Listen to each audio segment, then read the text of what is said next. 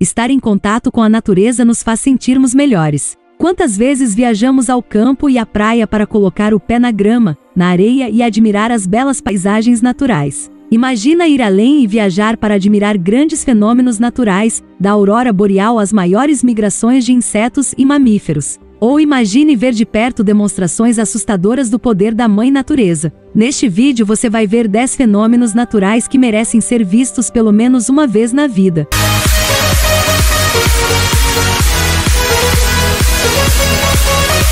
Número 1. Migração da borboleta monarca. A cada ano, milhões de borboletas monarca viajam cerca de 5.000 quilômetros em sua migração anual do Canadá e dos Estados Unidos para o México para esperar o fim do inverno entre os abetos oyamel, árvore nativa das montanhas do centro e sul mexicano. As borboletas monarcas são os únicos insetos que migram para um clima mais quente, enfrentando uma distância tão longa a cada ano. Enquanto a maioria dos insetos hiberna no inverno, as monarcas migram como pássaros, fugindo do rigoroso inverno canadense. O mais incrível é que a viagem supera o tempo de vida do inseto, que é de aproximadamente 2 meses. O ciclo de ida e volta até o Canadá, que começa no outono e termina na primavera, é realizado por até 4 gerações da borboleta, segundo os biólogos. Observar as borboletas migrando é como ver dentro de um caleidoscópio, onde milhares de asas laranjas e pretas batem. Normalmente, as borboletas chegam ao México em novembro e ficam até março,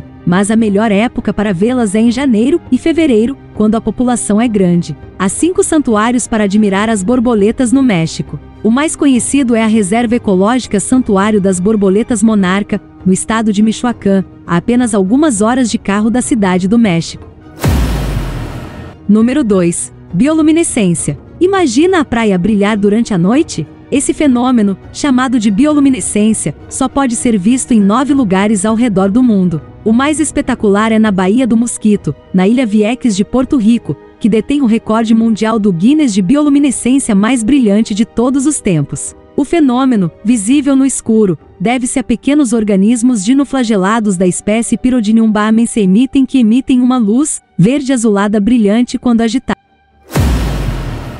Número 3. Aurora boreal. As sombras celestes dançantes no céu já foram temidas e reverenciadas ao longo da história pelos homens do norte. Hoje, embora já conhecemos a ciência deste fenômeno, as auroras continuam imponentes e impressionantes. Um sonho para muitos viajantes que cruzam o mundo até o hemisfério norte. As luzes do norte, visíveis em vários momentos ao longo do ano nas regiões do norte do planeta, se manifestam como enormes cortinas verdes, roxas e azuis balançando entre as estrelas. Para observá-los é preciso estar longe da poluição luminosa, com uma noite bem escura e o céu limpo. Uma boa época para avistá-las pode ser o mês de março. Encontre dicas de como ver a aurora boreal na Islândia.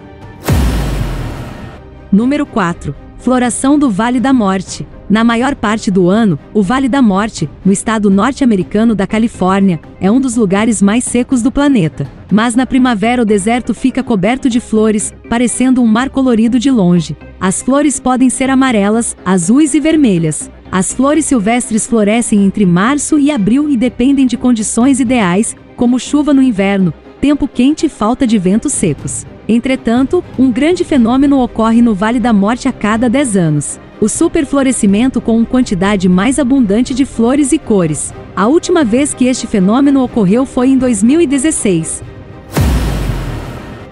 Número 5. A grande migração de gnus. Todos os anos, quase 2 milhões de gnus migram mais de 3.000 quilômetros do Serengeti, na Tanzânia, ao sul do Masai Mara, no Quênia, em busca de água e pasto. É a maior migração de mamíferos na Terra e um dos espetáculos mais emocionantes que podem ser vistos na África. A migração segue a estação chuvosa e geralmente ocorre em maio ou junho, embora a mudança dos padrões climáticos tenha causado pequenas alterações na migração. Outro mês emocionante para avistar a migração é no mês de fevereiro, quando acontecem os partos dos filhotes gnus. São cerca de 8.000 novos filhotes todos os anos.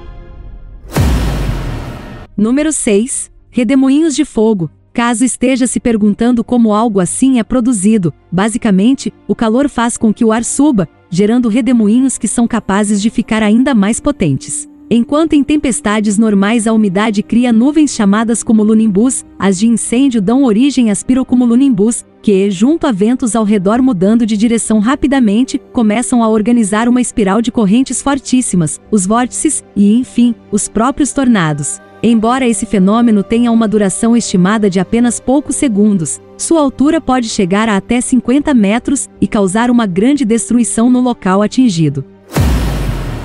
Número 7. Tornados. Um tornado é uma coluna giratória e violenta de ar que se estende para baixo de uma nuvem cumulonimbus, comum em fortes tempestades. Inicia-se com a formação de um funil a partir da nuvem, o qual se prolonga até tocar o solo, quando efetivamente pode ser chamado de tornado. O tornado é o fenômeno mais destrutivo de todas as perturbações atmosféricas. Nenhum outro fenômeno natural se compara à capacidade destrutiva de um tornado, que pode se mover a incríveis velocidades e ter enormes tamanhos, sendo capazes de causar grandes destruições. Mesmo normalmente pequena, podendo ser menor que 30 metros, a largura de um tornado pode ultrapassar 2,5 quilômetros. Os menores tornados são denominados mínimos e os maiores, de máximos. Um mínimo irá durar não mais do que alguns minutos, deslocar-se 1,5 km e ter ventos com velocidade de até 160 km por hora. O chamado máximo pode deslocar-se 320 km ou mais, durar até 3 horas e ter ventos com velocidade superior a 400 km por hora. Os cientistas ainda não conseguiram precisar a velocidade do vento dentro do funil,